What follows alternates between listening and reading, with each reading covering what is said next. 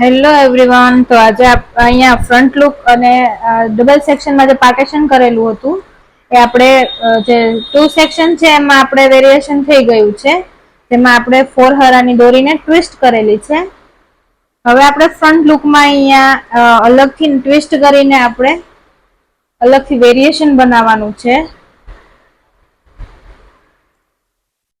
જેને આપણે એક હેરની એસેસરી લઈને આપણે તેમાં બીજી હેર ટ્વિસ્ટ કરવાનું છે.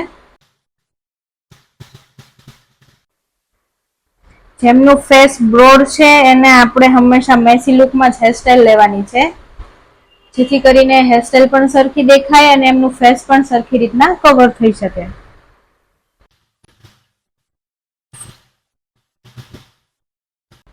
ફ્રન્ટના જે આપણે બેબી હેર છે તેને પણ આપણે કવર કરતા જશું.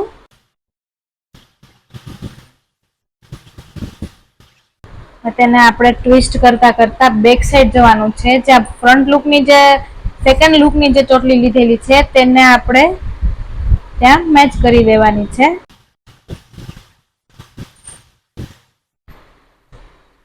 હવે આપણે આને અહીંયા સેક્શન ક્લિપ મારીને થોડીક વાર માટે ક્લિપ કરી દઈશું. ત્યારબાદ હાર્ડ સ્પ્રે લઈને તેને પુલિંગ આપવાનું છે.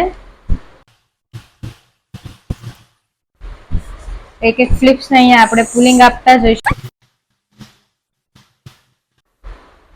બધી ફ્લિપ્સને આપણે પુલિંગ આપતા આપતા એમાં ચીપિયાને આપણે એડ કરતા જવાનું છે, જેથી કરીને એમની હેરસ્ટાઈલમાં ફ્લિપ્સ જેવું બનતું હોય એવું દેખાય.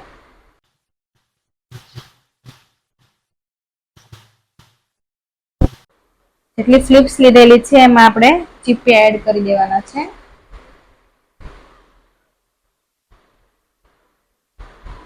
ફ્રન્ટ લુકના જે બેબી હેર છે તેને પણ આપણે અંદર કવર કરી દેવાના છે સરખી રીતે. ત્યારબાદ તેને આપણે સ્પ્રે કરીને સરખી રીતના અંદર બેસાડી દઈશું.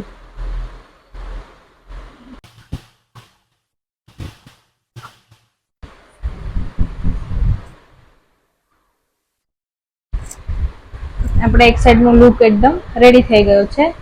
હવે સેકન્ડ બાજુ આપણે જે ફ્લિપ્સ લીધેલી છે જે ફ્રન્ટ લુકની ડબલ વેરિએશન કરવાનું છે, ત્યાં પણ આપણે ટ્વિસ્ટ જ કરવાની છે, જેમાં આપણે એક હેરના લટને આપણે બીજામાં એડ કરતું જવાનું છે.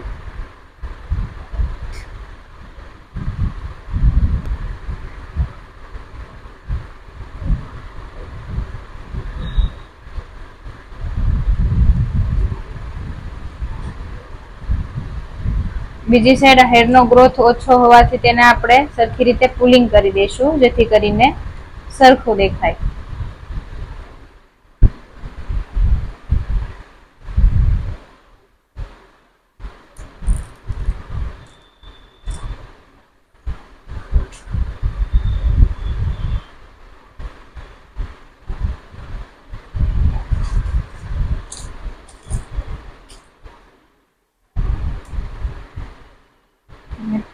તે ફ્લિપ્સને આપણે અહીંયા થોડીક વાર માટે સ્ટેન્ડ કરી દીધી છે.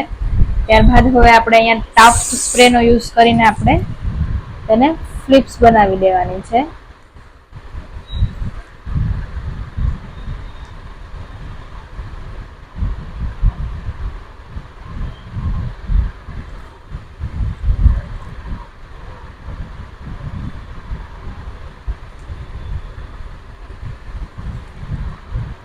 જેટલી લટો આપણે અહીંયા ટ્વિસ્ટ કરેલી છે બધાને આપણે ફ્લિપ્સ સરખી રીતે દેખાડીને એને પુલિંગ આપી દઈશું, જેથી કરીને એનો હેરનો ગ્રોથ થોડોક દેખાય.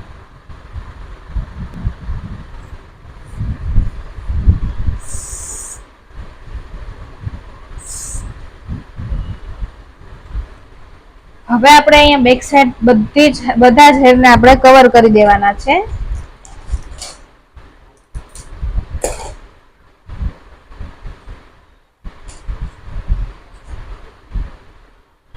ફ્રન્ટમાંથી જે બે વેરિએશન આપણે લીધા છે એને આપણે અહીંયા સરખી રીતે પેક કરી દેવાના છે.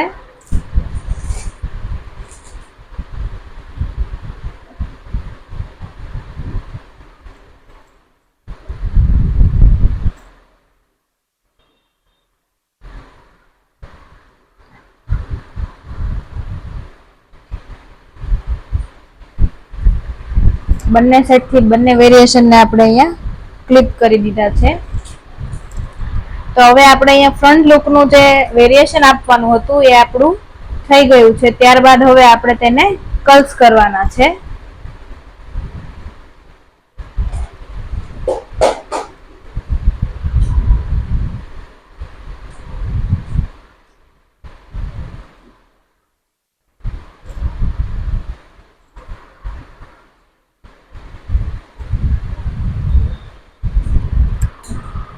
આપણે તેને કર્લ્સ કરીશું. હવે કર્લ્સ હંમેશા આપણે એકદમ બેક સાઈડમાં નીચેથી જ સ્ટાર્ટ કરવાના છે.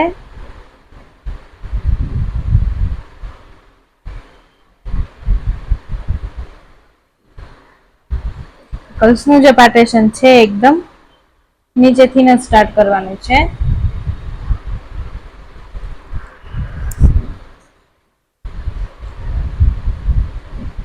મિડલમાં જે પાર્ટેશન આવે છે તેને આપણે સરખી રીતે વચ્ચેની તરફ ટોંગ કરી દેશું.